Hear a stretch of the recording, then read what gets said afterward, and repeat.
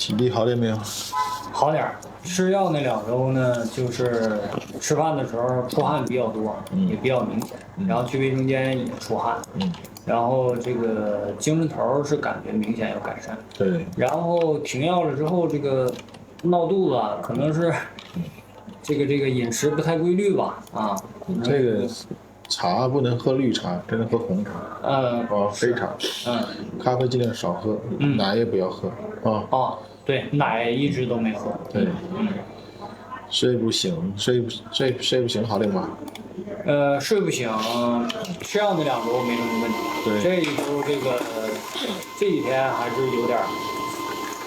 来看看什么？一个气虚，放松一点，气虚瘀热。